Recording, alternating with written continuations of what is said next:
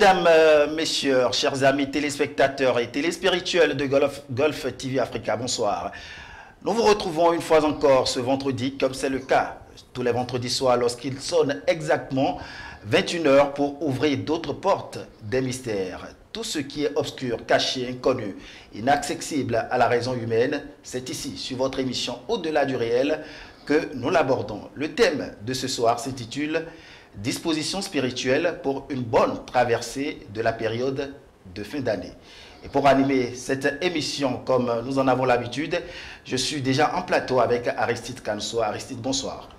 Bonsoir, Pélori Sassagakwe. Bonsoir à tous les amis téléspectateurs qui ont déjà pris ce rendez-vous.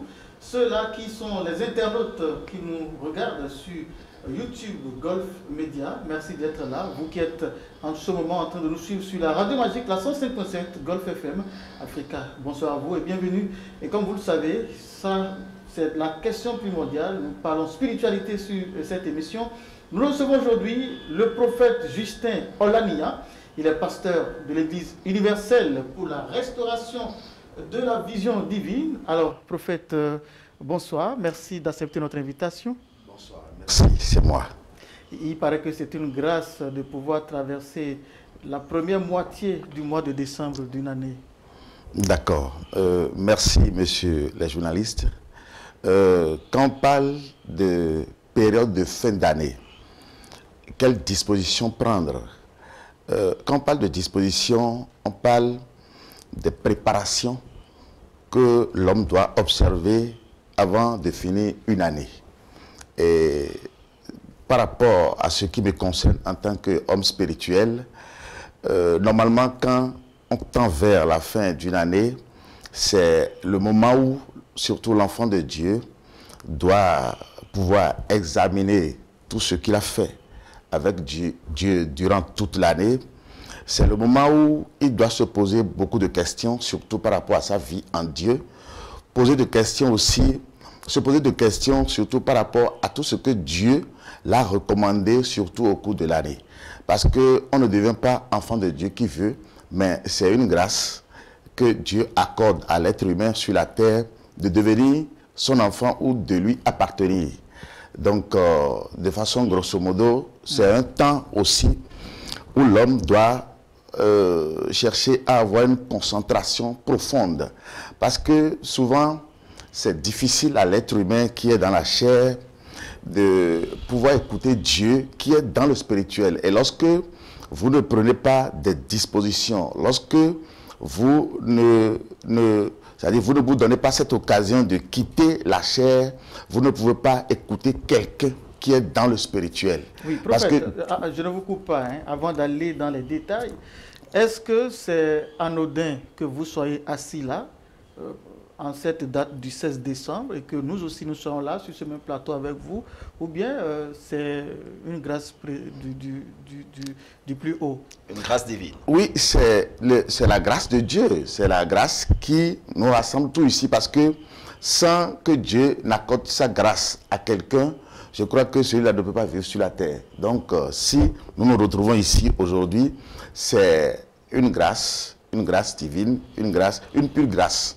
Parce qu'à côté de la grâce aussi, il y a la disgrâce. Oui, et dans la grâce là qui s'obtient, est-ce qu'il y a des dispositions dont vous parlez là qui amènent cette grâce-là? Vous parliez de certaines dispositions entre-temps là? Oui, quand je parle de cette disposition, c'est la grâce de Dieu qui vous amène même à prendre cette disposition.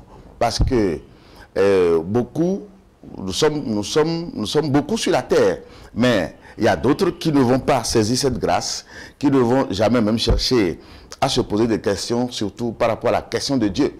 Il y a d'autres même qui disent que Dieu n'existe pas. Ils évoluent comme ils l'entendent. Donc celui à qui Dieu a accordé la grâce, ou celui qui est parvenu à saisir la grâce de Dieu, c'est surtout celui-là qui, peut-être à la fin d'une année, cherche à se poser beaucoup de questions, surtout par rapport à son Créateur. Parce que nous sommes tous les humains sur la terre et nous venons de Dieu. Parce que sans Dieu, oui.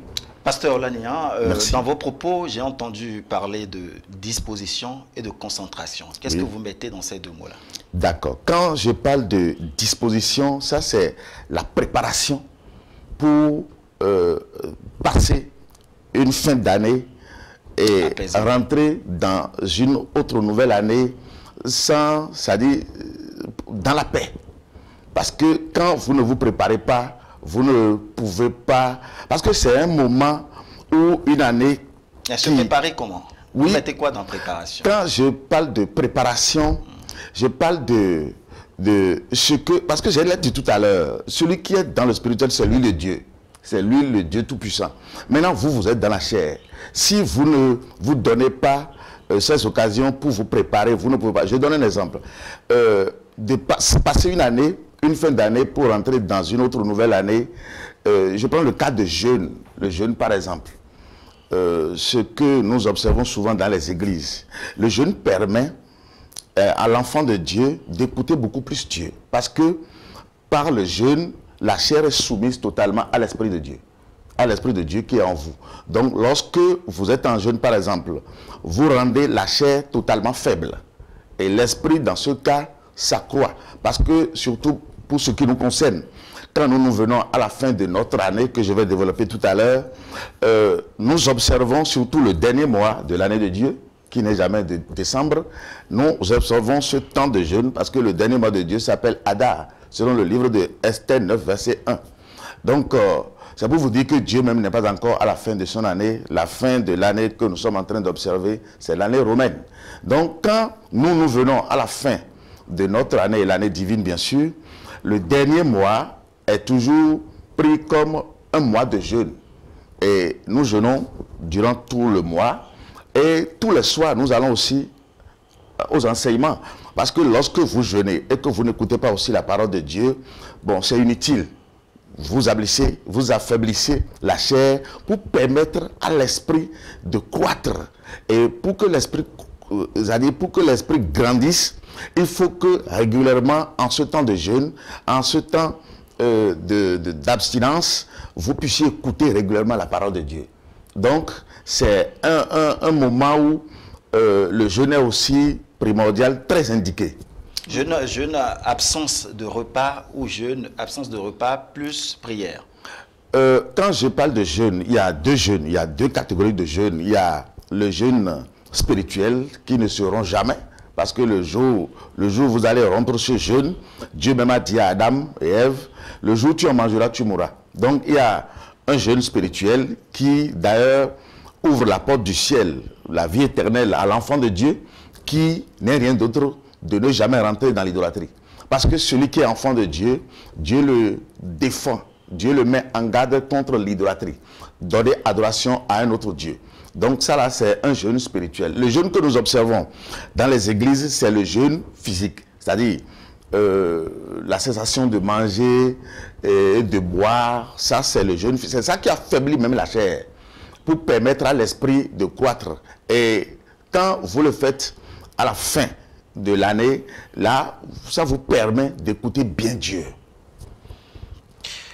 Pasteur, prophète Olaniyan, tout à l'heure, vous parliez de quand nous venons à la fin de notre année, oui, l'année divine, oui, votre année prend fin quand? Merci. Qu'il vous souvienne que Dieu est le créateur absolu de toutes choses. C'est lui qui a créé les cieux et la terre, l'univers visible et invisible. Et dans le livre de Genèse 1, à partir du verset 14, il nous a amené à compter le temps comme lui. Il a laissé les luminaires à notre connaissance. Il a dit, les luminaires que j'ai placés dans le ciel vous serviront de témoins pour compter les jours, les mois et les années. Dieu lui-même, il travaille dans le temps, il est le temps lui-même. C'est pourquoi il n'aime jamais qu'on modifie le temps. On l'appelle éternel, ce qui a rapport avec le temps qui ne finit jamais selon Dieu. Dieu l'a dit tout à l'heure que nous sommes encore dans le 10e mois de Dieu, appelé le mois de Tébet. Lorsque Dieu va annoncer tout à l'heure la fin de son année, vous allez voir que les paysans même seront en train de préparer le champ. Lorsque nous allons rentrer dans le 12e mois, vous allez voir que c'est en ce temps que les paysans seront en train de préparer le champ. Et lorsque les premières pluies, selon le livre de Zacharie 10, à partir du verset 1er. Lorsque les premières pluies qui annoncent le début d'une nouvelle année de Dieu, lorsque ces pluies vont commencer par tomber, vous allez voir que les paysans aussi vont semer, vont commencer par semer, et on appelle ça la semis de l'année. Donc, ce que nous sommes en train d'observer à là où nous sommes, c'est ça qui amène en fait la catastrophe dans ce monde. Parce que Dieu a son temps, qui a été abandonné, balayé du revers de la main, et l'homme, à côté de Dieu, a créé aussi son temps. Parce que le temps de janvier à décembre, qui n'a ni de soutien de versets bibliques, qui a été parachuté, je ne sais comment, et qui est en train de faire 2022 ans aujourd'hui, est à la base de la catastrophe que l'homme vit aujourd'hui. Parce que lorsque vous ne suivez plus le temps de Dieu, parce que le temps est un grand conducteur plus que les fils électriques. Lorsque vous quittez le cadre, lorsque vous abandonnez le temps de Dieu, automatiquement vous êtes conduit par autre chose. Et lorsque vous êtes conduit de cette manière, ça veut dire que tout ce que vous allez faire sur la terre sera convergé directement à ce grand conducteur ou bien à ce maître de ce temps qui vous conduit. Sinon, comment comprendre qu'on parle d'un mois dans ce système calendaire de janvier à décembre qui n'a jamais été annoncé par l'apparition de la lune? Parce que par définition, un mois, c'est le temps compris entre deux lunaisons. Avant de parler de la présence d'un mois ou bien du début d'un mois, il doit y avoir apparition de la lune. C'est ce que Dieu lui-même a programmé. Mais quand je prends décembre par exemple, le 1er décembre passé n'a jamais été annoncé par l'apparition de la lune. La lune était déjà au 7e jour, c'est-à-dire la lune était déjà à la moitié, qui annonce un sabbat bien sûr de Dieu, avant que le monde ne nous dise qu'il est au premier jour de décembre. Donc, il y a tout un cafouillage, surtout dans ce système, et c'est ça qui fait qu'aujourd'hui, les églises prient, on jeûne, on fait tout, mais Dieu n'exauce pas. Vous voyez toutes les dispositions que l'homme va se donner aujourd'hui, en ce mois de décembre, les prières, les jeûnes que les gens vont faire en ce mois de décembre. C'est bien de le faire, mais ce serait converger vers qui? Ou bien ça va aller où? C'est ça la grande question. C'est pourquoi aujourd'hui, les enfants de Dieu, c'est-à-dire les chrétiens, sont déboussolés, ils sont dépassés. Parce qu'on prie, Dieu n'écoute pas. C'est parce que à un moment donné, le temps de Dieu a été changé. Alors que Dieu nous avait déjà averti par le prophète Daniel, dans Daniel 7, verset 25, que dans la suite, l'ennemi va changer le temps et la loi. Et les saints iront en captivité. Mieux, lorsque Jésus était sur la terre, dans le livre de Matthieu 24, verset 15, il a bien dit que lorsque vous verrez l'abomination de la désolation dont a parlé le prophète Daniel venir dans l'église, que celui qui lit fasse attention. Mais c'est surprenant. Tous ces hommes de Dieu qui existent aujourd'hui, personne n'en fait cas. Tout le monde côtoie. Et la chose est là. La chose est là. Et on ne se demande même pas pourquoi nous prions et Dieu n'écoute pas. Quand on dit 1er janvier, par exemple, c'est un Dieu à Rome qui est adoré. Le Dieu Janus qui est adoré. Pasteur Logna, avant d'aborder cette préoccupation-là, puisque je m'en vais vous poser cette question. Oui. Parlons d'abord de la prière. Vous avez dit quelque chose de très, très important tout à l'heure. Vous disiez que quand on prie et que les prières ne convergent pas vers Dieu, est-ce qu'il y a une période pendant laquelle l'être humain, d'accord, prie et que sa prière ne va pas vers Dieu? D'accord, merci. Vous savez, quand on parle de la prière, c'est quoi en réalité? La prière, c'est un dialogue engagé entre l'enfant de Dieu et Dieu. Autrement dit, l'enfant de Dieu adresse des requêtes à son Créateur qui, à son tour, obligatoirement, doit le répondre. Alors, et ça peut se faire à tout moment? Ça peut se faire à tout moment. Maintenant, dans son système, voilà, c'est ce que je voulais dire. Lorsque vous n'êtes pas dans son système, parce que Dieu a son système, et à côté de ce système, le monde aussi en a programmé pour lui. Donc, lorsque vous n'êtes plus dans son système, tout ce que vous allez faire va directement vers l'ennemi, change de direction. Mais lorsque vous êtes dans son système, tout ce que vous allez faire, tout droit ira vers lui. C'est le problème. Et mieux, qui peut prier? Comment prier? Et quand est-ce qu'il faut prier? C'est celui qui peut prier. Parce que lorsque vous êtes dans son système, il va vous enseigner tous ces paramètres. Je prends toujours le cas de qui peut prier. Les apôtres de Jésus lui ont posé la même question. Quand nous voyons la réponse que Jésus a donnée, comparée à ce qui se passe aujourd'hui dans les églises, nous constatons que les fidèles se déclarent pécheurs. Alors que Dieu lui-même, là, il est très saint.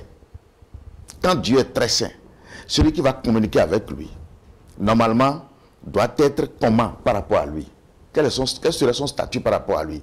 Parce que lorsque vous avez un statut qui est en contradiction contre lui, ça veut dire que déjà là, il y a une barrière entre vous.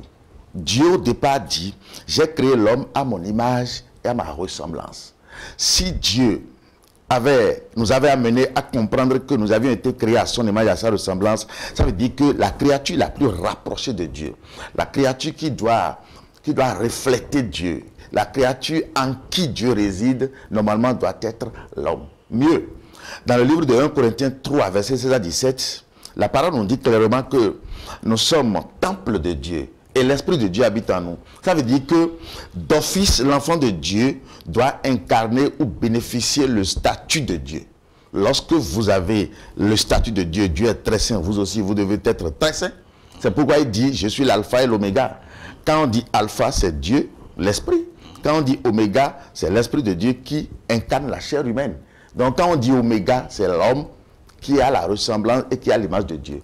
Donc lorsque l'homme lui-même n'arrive pas à comprendre ces paramètres autour de lui, parce que c'est des compréhensions qui doivent normalement amener l'homme c'est-à-dire, sans ces compréhensions, l'homme lui-même ne peut pas adresser des requêtes à Dieu et il va les écouter. Parce que quand vous dites toujours que vous êtes pécheur, mais ça veut dire qu'il y a une contradiction entre celui-là qui prie et Dieu. Ça veut dire que déjà là, à partir du statut, il y a un grand problème. Mais maintenant, pourquoi jusqu'alors nous sommes, les églises, n'arrivent pas à comprendre le statut que Dieu a donné à l'homme, surtout à son enfant? C'est parce que les églises sont, c'est-à-dire, se sont basées dans un système. Ils sont allés s'installer dans un système qui est opposé à celui de Dieu. Le système de janvier à décembre ne peut jamais amener l'homme à découvrir Dieu, mais va toujours amener l'homme à découvrir le péché qui n'est rien d'autre que le diable. Donc, c'est celui qui c'est-à-dire celui qui n'est pas avec Dieu, qui, alors nous sommes, peut dire encore qu'il est pécheur. Parce que Jésus est venu, il a ôté le péché du monde. Le sacrifice a été fait. Maintenant, après le sacrifice, quelle compréhension l'homme normalement doit avoir pour bénéficier de la grâce dont nous avons parlé tout à l'heure à l'entame? De la grâce de Dieu. C'est pourquoi la parole a dit dans Osée 4, verset 6, mon peuple périt faute de connaissance. Donc, nous devons comprendre tout ceci d'abord avant de nous permettre même que nous voulons adresser des requêtes à Dieu. Et lorsque ces compréhensions ne viennent pas, quel que soit ce qui se passe, on peut même prier durant toute l'année. On peut même prier matin, midi, soir, Dieu ne va jamais écouter. Je prends les sabbats. Les sabbats qui ne sont jamais dimanche. Je prends le sabbat par exemple. C'est dans la Bible. Dimanche n'a pas de verset dans la Bible. Dimanche n'a pas de verset. Aucun verset de la Bible n'a jamais dit que Dieu a annulé le sabbat. Non, le sabbat est toujours là dans la Bible et tout le monde le côtoie. Alors que c'est un grand jour, c'est un jour d'alliance que Dieu a établi. Dans le livre de Hébreux 4, verset 8 à 10, il dit, j'ai donné ce jour-là à mes enfants. Un jour d'alliance, parce que lorsque vous rentrez dans ce jour-là, il vous accorde le repos, il vous accorde la paix, comme lui-même s'est reposé après avoir créé tout. Donc il y a toute une confusion aujourd'hui. Oui, prophète Justin, là, oui. Cette confusion que vous dénoncez, moi j'ai une série de questions pour vous, hein. Merci. Environ 4 séries de questions, mais je vais commencer par la première question. Cette confusion que vous dénoncez aujourd'hui, à partir du silence de ces hommes de Dieu qui cautionne en quelque sorte le mélange de la période prévue par Dieu. Certains vous diront par exemple que, eh bien, vous avez acceptez de vous conformer à une loi, et dans la même loi, vous contredisez cette loi-là. C'est-à-dire quoi? Que tout ce qui est Bible, parole de Dieu, c'est venu de là-bas. Mais aujourd'hui, vous êtes serviteur de Dieu, vous vous inspirez de cette parole de Dieu-là à partir de la Bible. Et pourquoi, dans le même temps, vous refusez la programmation que les Occidentaux, ou en tout cas, que voilà, certains peuvent vous poser par exemple cette question. Merci. Je vous en donne rapidement la réponse. Vous savez, la Bible a été écrite par Dieu. La Bible, c'est Dieu lui-même. Quand on dit parole de Dieu, même quand vous prenez même le document là, c'est-à-dire le document que nous avons, la Bible là, même sans ce document, et sans jamais été même à l'école. Cette Bible a été rééditée plusieurs fois, hein, on entend... Oui, j'en viens. J'ai dit, même si vous n'avez même pas ce document, tout le monde lit la Bible. Tout le monde lit la Bible. Lorsque vous vous levez le matin et que vous vous voyez, vous avez déjà lu la Bible. Le 6e jour, l'homme a été créé. Lorsque vous vous levez le matin et que vous voyez la terre, vous avez déjà lu la Bible, le 3e jour. Lorsque vous vous levez le matin et vous voyez les cieux, vous avez déjà lu la Bible parce que les cieux ont été créés le 2e jour. Autrement dit, lorsque vous n'avez pas besoin d'aller à l'école, parce que ceux qui n'ont pas été à l'école et qui ne peuvent pas lire la Bible, là, bon, eux ne peuvent pas adorer Dieu. Normalement, Dieu, c'est tout le monde. Si celui qui décide d'aller à l'adoration de Dieu va adorer Dieu. Dieu ne peut pas dire obligatoirement vous devez aller à l'école avant de m'adorer. Il ne peut jamais dire cela. Jamais, il n'a jamais même imposé l'école à quelqu'un. Donc, c'est pour vous dire quoi? Lorsqu'en tant qu'être humain, vous êtes sur la terre et que vous voyez des choses autour de vous qui vous dépassent, que vous ne pouvez jamais même faire. Parce que personne, après Dieu, n'a eu le culot de fabriquer encore une autre terre aujourd'hui. La terre que Dieu nous a créée là, c'est elle qui nous sert jusqu'à là où nous sommes. Lorsque vous vous levez les matins, comme Moïse l'a fait, et vous commencez par vous poser des questions, surtout par rapport à ces choses que vous voyez autour de vous, les cieux au-dessus de vous qui n'ont pas de soutien, pas des poteaux, pas des poteaux en béton, mais si un jour le ciel cédait, lorsque vous commencez par vous poser des questions, surtout par rapport à ça, Dieu, l'Esprit de Dieu, va commencer par vous parler. Je donne un exemple, l'exemple de Moïse. À un moment donné, il était dans la brousse en train de conduire les brebis et il a vu un buisson qui était en feu, mais les feux n'étaient pas consumés. Il n'avait pas fui.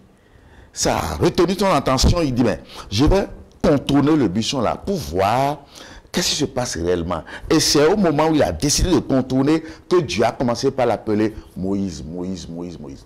Donc, ce que je dis aujourd'hui, les Occidentaux, ce n'est pas eux qui ont écrit la Bible. La parole de, même vous qui êtes là, si Dieu, jusqu'à l'heure où nous sommes, vous reconnaissez qu'il est votre créateur, même si vous ne le reconnaissez pas, s'il vous dit tout de suite, même moi, telle chose à l'écrit, vous allez le faire.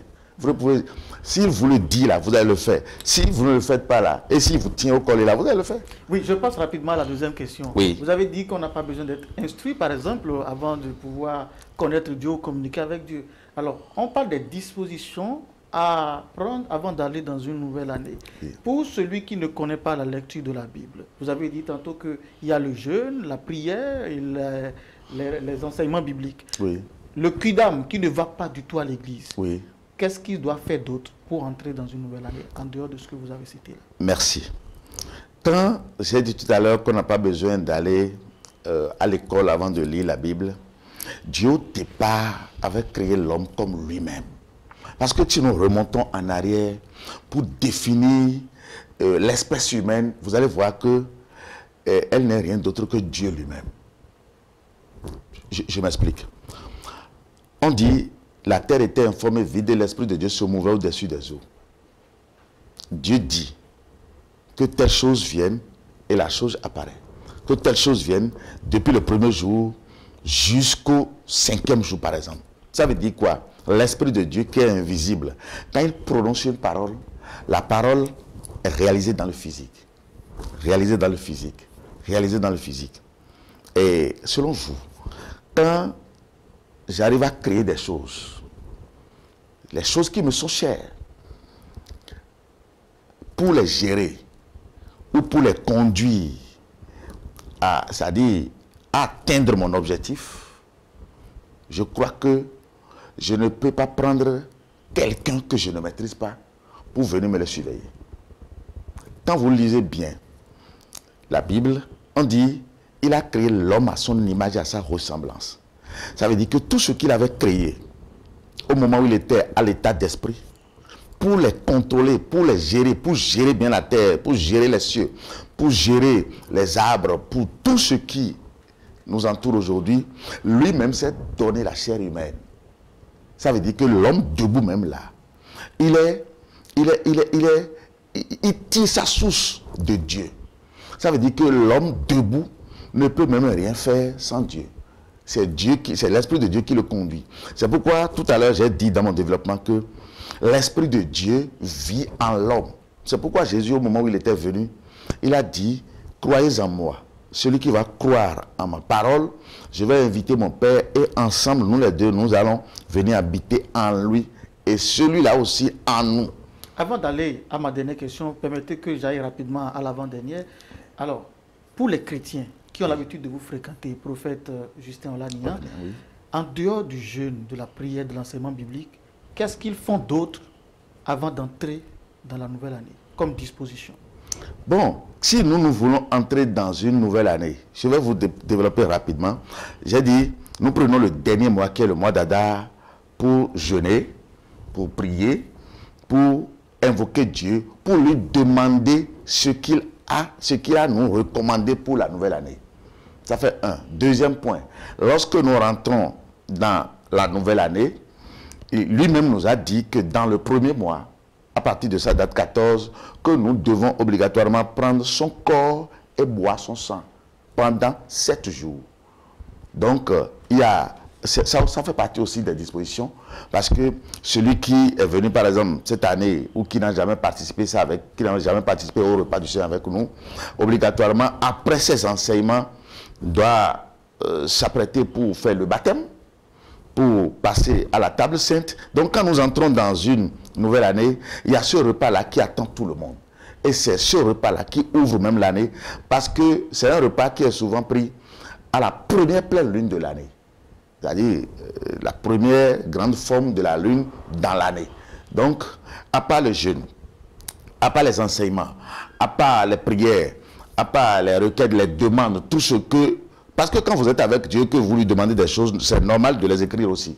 Lui aussi, tout ce qu'il vous recommande, vous allez aussi écrire pour voir si à la fin de l'année, vous avez vu quand même les réaliser. Parce que c'est un temps où on fait de bilan. Qu'est-ce que j'ai pu faire? Qu'est-ce que je n'ai pas pu faire? Est-ce que tout a été réalisé? Ce que j'ai aussi demandé à Dieu. Est-ce que il m'a exaucé? Est-ce que tout a été quand même bien fait? Oui, donc c'est un temps de... Très rapidement, avant de laisser la parole à Louis Sassobako, je vais vous poser une question plus ou moins inconfortable. Oui. Alors, vous êtes prophète.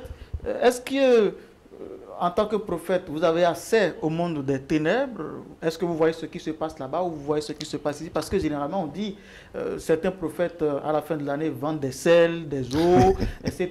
et qu'ils signent des pactes avec le diable. Qu'est-ce que vous en dites? Ça là, c'est une abomination totale.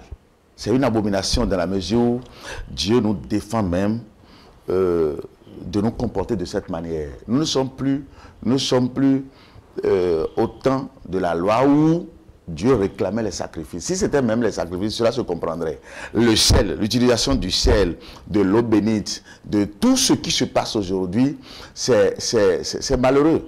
C'est malheureux parce que Jésus même... Vous n'en vendez pas, vous? Pas du tout. Normalement, même le calendrier de Dieu, de Nissan à Adar que nous avions édité, est donné gratuitement pour permettre à ceux-là, surtout qui viennent à nos séminaires, d'avoir la visibilité sur le temps de Dieu. Le calendrier est donné gratuitement.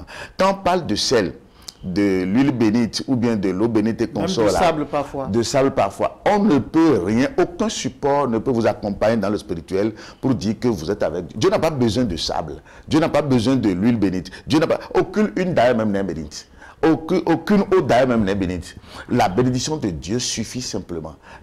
Ceux qui sont dans ce commerce, moi je regrette que les fidèles, jusqu'à là où nous sommes, sont toujours aveuglés. Parce que Dieu ne vend pas, en fait, le salut. Le salut ne se vend pas. Le salut est donné gratuitement. Mais quand Dieu dit, C'est pas lui qui a créé la terre, c'est lui. Mais quand Dieu lui-même va encore se lever pour dire je vais vous vendre le sable avant de vous accorder le salut, ça là c'est aberrant.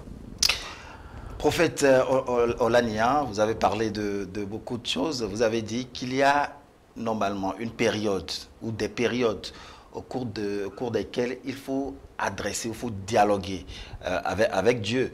Et vous avez donné même des exemples tout à l'heure. Est-ce à dire que la veille, par exemple, le 31 décembre, oui, les gens vont à l'église louer Dieu, chanter, prier et formuler des vœux à l'endroit de Dieu.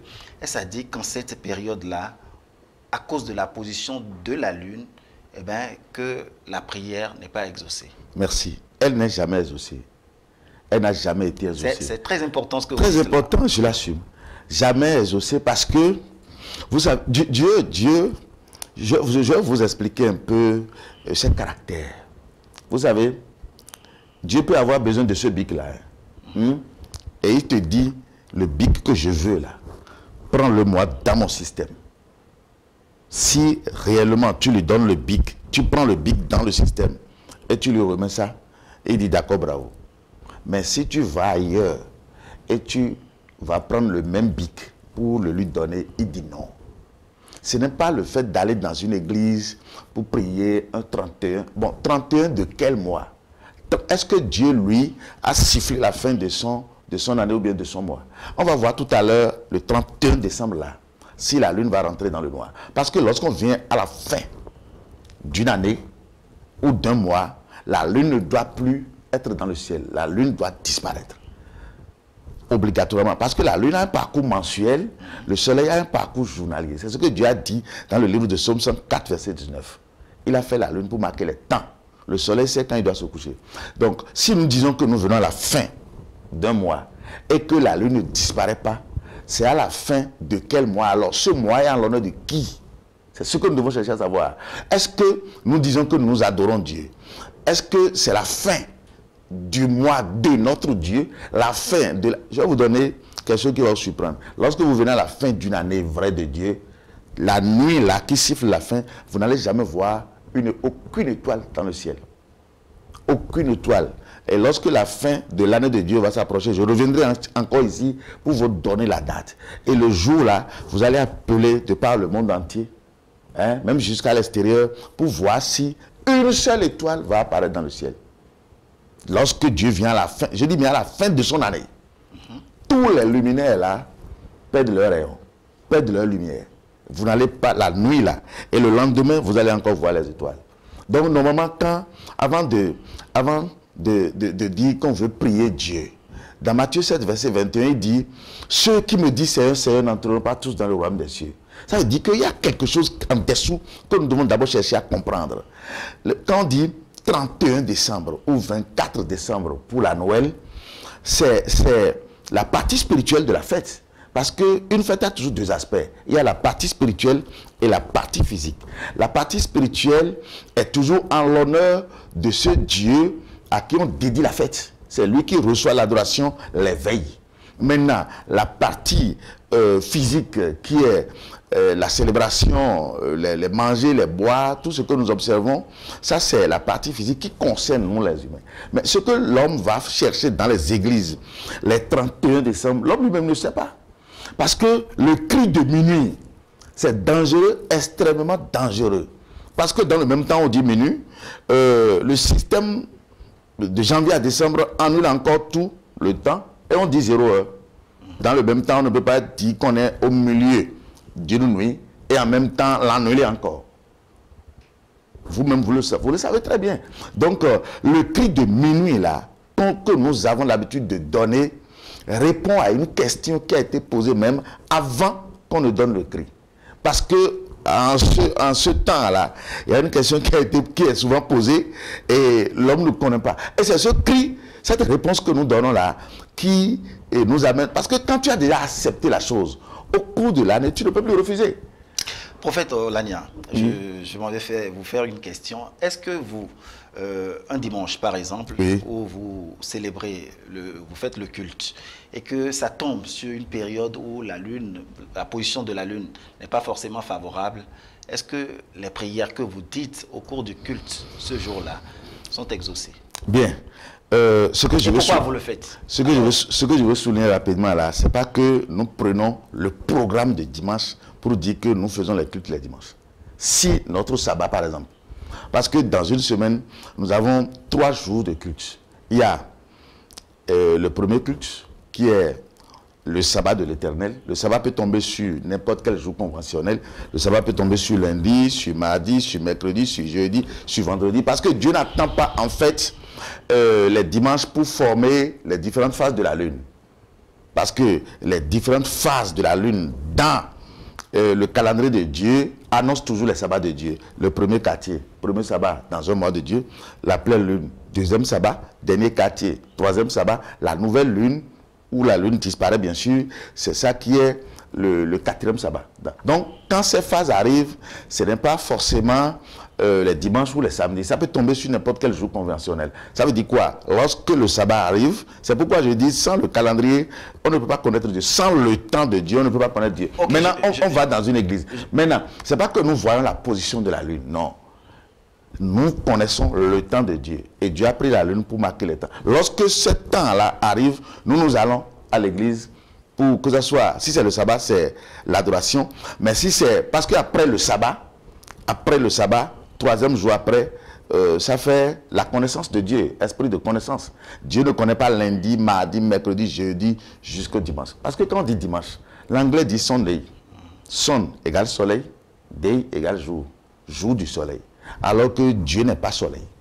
Donc on ne peut pas dans le même temps me dire que dimanche est le jour d'adoration de Dieu. Le jour d'adoration de Dieu, c'est le sabbat. Pourquoi vous faites le culte le dimanche? Non, c'est pas que nous faisons. Quand ça tombe sur dimanche, on vient. Quand le sabbat tombe sur dimanche. Ou bien quand nous voulons faire par exemple un séminaire et que ça tombe sur dimanche. Bon, nous venons. Mais pour nous, ce n'est pas dimanche. Il y a le nom de Dieu, il y a le nom que Dieu a accordé à ce jour-là. C'est pourquoi ces noms-là, vous n'allez jamais les retrouver dans la Bible. Je n'ai pas eu satisfaction, je dis. Oui. Le dimanche. Le dimanche. D'accord. Le dimanche dans le calendrier calendrier romain. Oui. Est-ce que dans votre église, par exemple, sur votre paroisse, vous célébrez le culte les dimanches? Quand on dit les dimanches. Chaque dimanche. Voilà, quand on dit chaque dimanche ou les dimanches, c'est comme si on a un programme. On n'a pas un programme comme ça. Nous ne célébrons pas les cultes les dimanches, mais nous célébrons les cultes de Dieu, les sabbats. Les sabbats qui ne sont pas dimanches. Donc c'est la dénomination qui vous pose problème. Non, ce n'est pas le nom. Non, ce n'est pas le nom. Le dimanche n'est pas... Et ce que vous faites dimanche, c'est quoi? Comment on appelle? Non, c'est pas. Nous, on ne fait pas quelque chose spécifiquement le dimanche. Non. On n'allait pas du tout à l'église. Le sabbat dont vous parlez peut tomber sur ce que nous appelons le dimanche. Oui, voilà. Le sabbat peut tomber sur dimanche. Si le sabbat tombe sur dimanche, on vient. Mais si le sabbat ne tombe pas sur dimanche, on ne vient pas. On ferme l'église. Okay. C'est comme ça se passe. Si le sabbat, par exemple, le dimanche qui vient venir là, je crois que le sabbat, on ne serait pas là. On ne serait pas là. L'église est fermée. Okay. On ne suit pas le calendrier des Romains. Quand ça tombe sur dimanche, fidèles savent ça? Très bien. Ah ouais. Et ils ont le calendrier, ils ont le repère. Okay. Ils ont le repère. Et si ça tombe sur un jour ouvrable, censé être au boulot, on vient le soir. Mieux, même les cultes là, c'est le soir. Même si ça tombe sur dimanche aussi, le culte c'est le soir. Parce que c'est le soir. Ça fait le tapage, parce qu'il est interdit de faire du bruit. Même chez nous là, c'est insonorisé. Notre église c'est insonorisé. Quand vous venez là, il y a 2 baies vitrées même. Est-ce que vous avez, quand vous collaborez avec les autres prophètes et autres, est-ce que vous avez des gens qui pensent comme vous, comme ça? Souvent, quand ils viennent au séminaire, ils sont vraiment touchés de ce qu'ils ont. Ce qu'ils apprennent. Voilà, parce qu'ils sont touchés de ce que, pendant tout ce temps qu'ils ont perdu avec le diable sans le savoir, ils sont vraiment touchés. Et beaucoup aujourd'hui se conforment à ce que nous sommes en train de dire. Parce que eux aussi, ils en sont témoins. Ils ont beaucoup prié, mais ça n'a rien donné. Et facilement, lors des séminaires, ils arrivent maintenant à comprendre les raisons qui font que Dieu ne les ose pas. Prophète Olaniyan, vous disiez tout à l'heure, quand Aristide vous a fait une question là, vous disiez que vous allez revenir sur, en fait, le sens même de la fête de Saint-Sylvestre Oui. et de Noël. Oui. D'ailleurs, je le rappelle, dans l'une de vos interviews que vous avez accordées à Golf TV Africa, vous avez évoqué le problème là-dessus qui véritablement a fait couler beaucoup d'encre et de salive. Vous voulez dire que la Saint-Sylvestre n'est normalement pas une fête chrétienne et que ce n'est pas une fête à célébrer? Pas du tout. Quand vous dites la Noël et janvier, vraiment c'est surprenant parce que quand je vois les hommes de Dieu aujourd'hui se mettre ensemble avec les païens, moi personnellement ça me touche. Vous savez, quand on parle de la Noël, c'est une fête païenne qui existait bien avant l'arrivée de Jésus-Christ. Et dans le temps, cette fête s'appelait la fête du Dieu Soleil invaincu. La fête du Soleil invaincu. C'était le nom qu'on connaissait à cette fête. Bien avant même Noé. C'était l'idolâtrie là. La célébration là était sur la terre. Avant qu'on ne parle même des patriarches. Donc c'était une célébration qui avait vieilli avec le monde. Et à un moment donné, après le déluge, il y a l'arrière-petit-fils de Noé qu'on appelle Nimrod. Lui, quand il a commencé par grandir, on lui a conté l'histoire du déluge. Comment Dieu avait détruit toute la terre avec les eaux du déluge.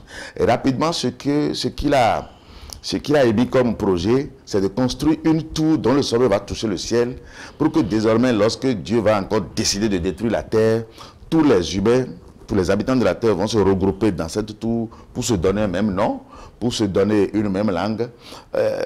Bref, il a décidé de monter quelque chose contre Dieu. Parce que ce qui prend naissance depuis la terre et qui va toucher le ciel, qui est le trône de Dieu, prend le symbole déjà d'une guerre qui est déclarée contre Dieu.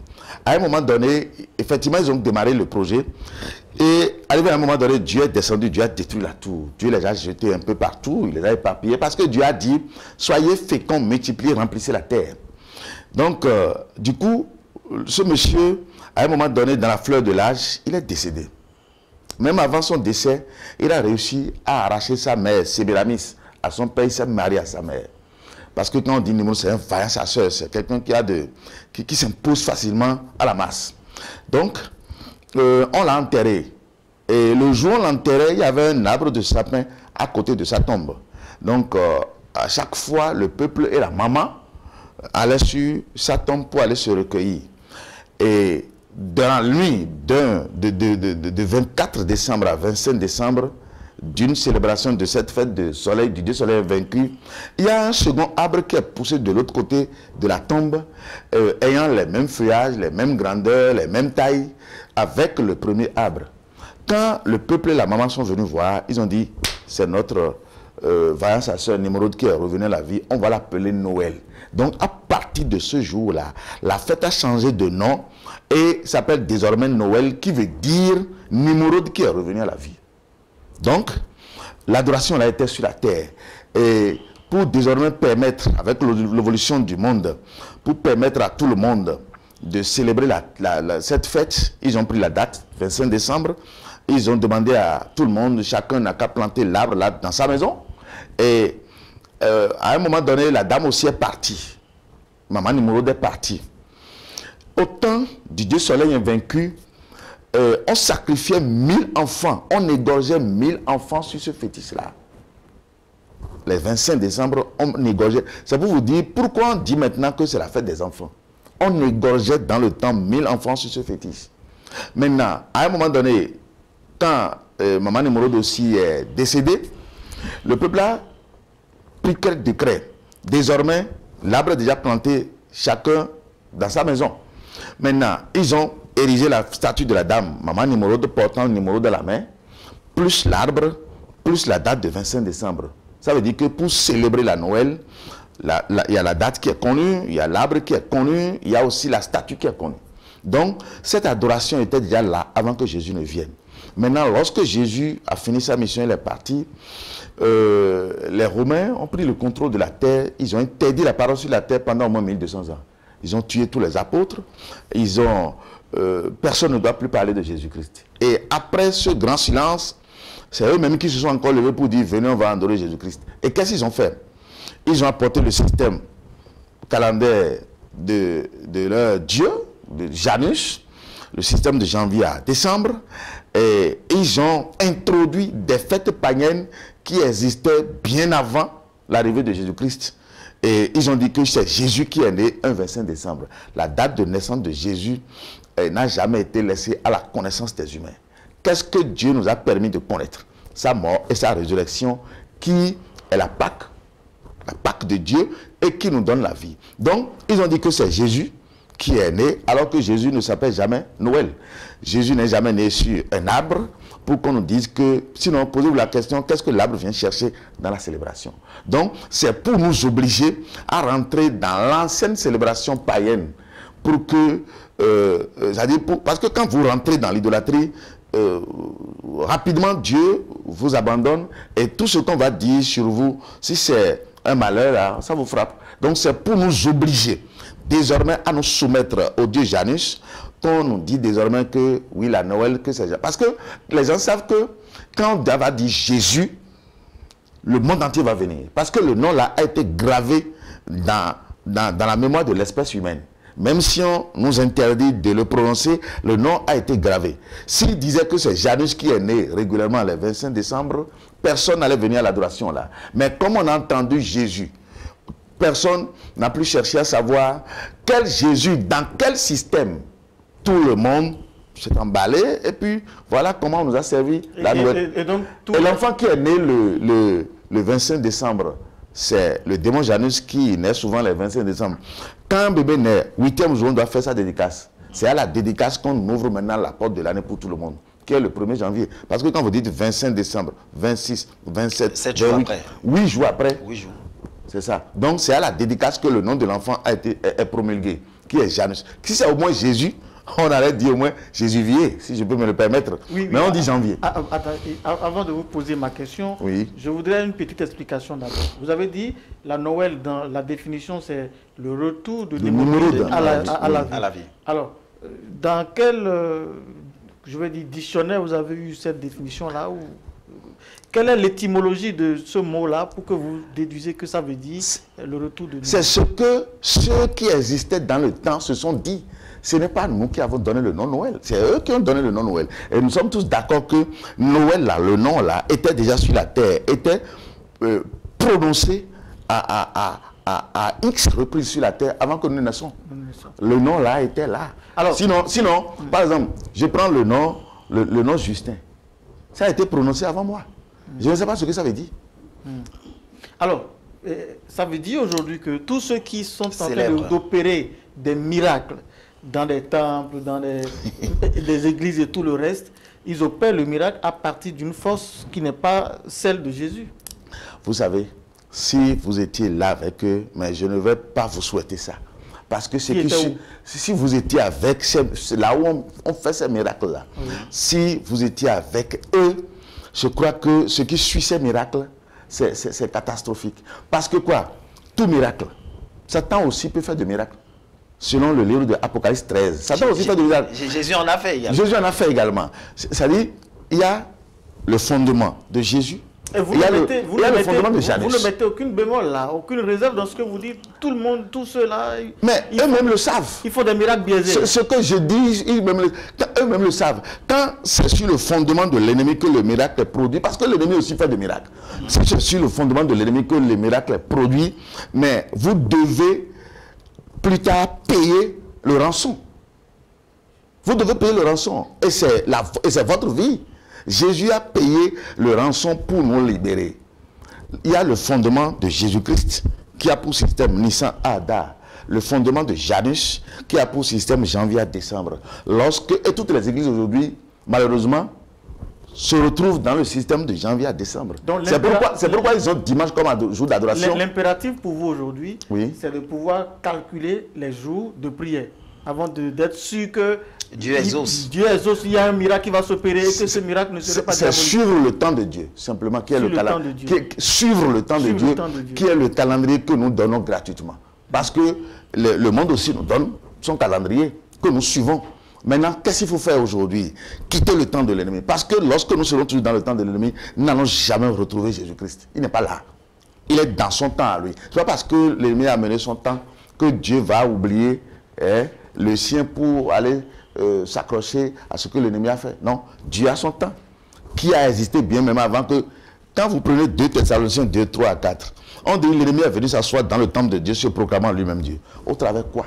Au travers son temps. Parce que lorsque vous êtes dans le temps de quelqu'un, c'est lui qui programme son temps. Il va vous prendre, même s'il est assis. Il sait que vous allez prendre par ici et sortir par ici. Il peut se donner le repos possible, tout le repos possible. Mais à 2 secondes de votre sortie, il peut vous atteindre. Donc c'est ce qui est sur le tapis maintenant. Le chrétien aujourd'hui ne sait pas où il est. Et il crie. Alors que Dieu en nous. Oui, alors prophète Justin Olania, avant de laisser Loris poursuivre avec vous, est-ce que dans votre rôle de prophète, tout est comme gratuit pour vos fidèles ou bien il y a une forme de rétribution pour vous? Vous savez, la seule chose que Dieu nous réclame et que lui-même en nous permet, c'est-à-dire il nous aide encore à l'accomplir, c'est l'évangélisation. Lorsque l'Esprit de Dieu est semé en vous. Parce que, je l'ai dit tout à l'heure, l'entame oui, que... Le prophète que vous êtes là, vous vivez comment? Vous vivez de quoi? De quoi? De l'évangélisation? Quand on dit l'évangélisation, ça c'est partager la parole de Dieu. Ou bien, l'évangélisation là... C'est une question curieuse, hein, je reconnais. Oui, c'est normal, nous sommes sur un plateau. Et l'évangélisation ne génère pas de numéraire, pas de l'argent. Vous savez, c'est Dieu qui nourrit son homme. C'est Dieu qui nourrit son homme. L'être humain ne peut jamais nourrir son prochain. Au départ, quand Dieu avait créé l'homme, c'est lui qui l'a tenu par la main, il lui dit, voilà ce que tu vas manger. C'est Dieu qui nourrit son homme.